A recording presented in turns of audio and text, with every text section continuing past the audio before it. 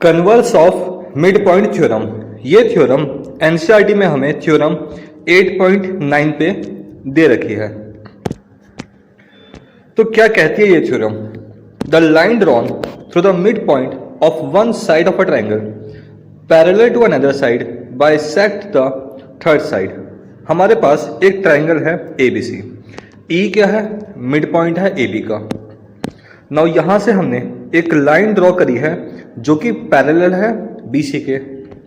तो जब ये लाइन इंटरसेक्ट करेगी थर्ड लाइन को तो ये उसको बाइसेक्ट करेगी, मतलब जो ये F है वो मिड पॉइंट होगा AC का।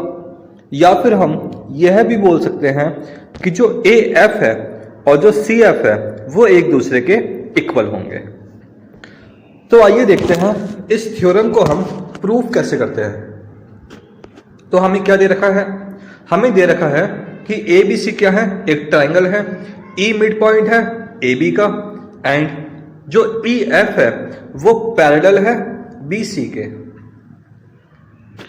एंड हमको प्रूफ यहां पे करना है कि जो F है वो मिड पॉइंट है AC का, मतलब हमको ये प्रूफ करना है कि जो AF है और जो CF है ये एक दूसरे के बराबर है। ये हमें प्रूफ करना है। तो यहां पर हमें पहले कुछ कंस्ट्रक्शन करनी पड़ेंगे।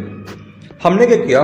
पॉइंट C से एक पैरेलल लाइन ड्रॉ करी है जो कि ये पैरेलल है BE के। तो पॉइंट C से हमने एक लाइन ड्रॉ करी है जो कि पैरेलल है BE के एंड हमने EF को एक्सटेंड कर दिया है एंड जहां पे ये दोनों लाइन मीट कर रही हैं उस पॉइंट को हमने बोल दिया पॉइंट D। नाउ एक बात पे ध्यान देना, हमने CD को पैरेलल ड्रॉ करा है BE के। तो जो CD लाइन है वो BA के भी पैरेलल होगी क्योंकि जो BE है वो BA का ही एक पार्ट है। इसी तरह से EF जो है वो पैरेलल है BC के एंड हमने EF को एक्सटेंड किया है ED तक। तो जो ED है और जो BC है ये भी एक दूसरे के पैरेलल होंगी। तो हम प्रूफ कर रहे हैं, तो प्रूफ में हम लिखेंगे कैसे?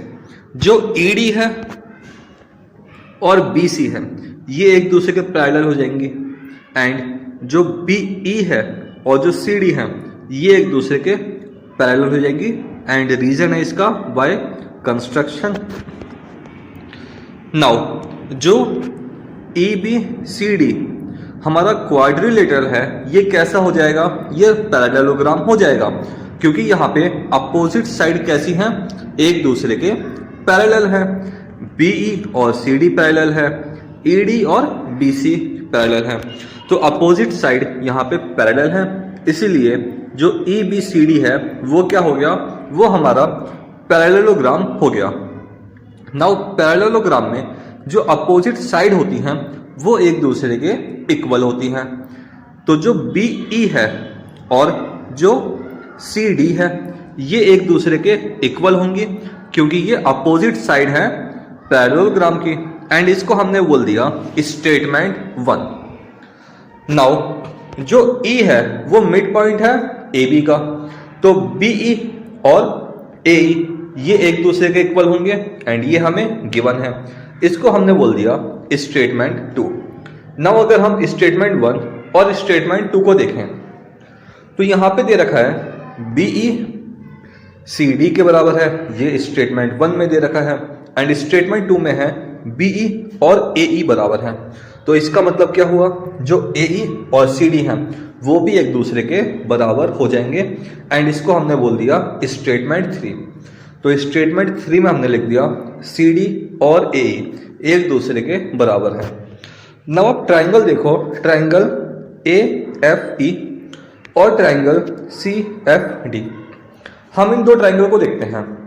यहाँ पे जो एंगल है एंगल AFE और दूसरा एंगल CFD। ये दोनों एंगल कैसे होंगे?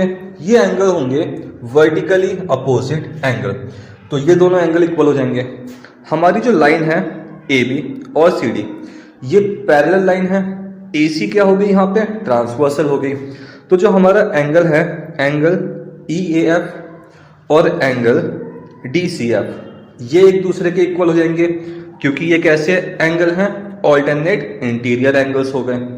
एंड जो लाइन है हमारी AE और जो लाइन है हमारी CD, ये एक दूसरे के इक्वल हैं एंड ये हमने प्रूफ किया है स्टेटमेंट 3 में।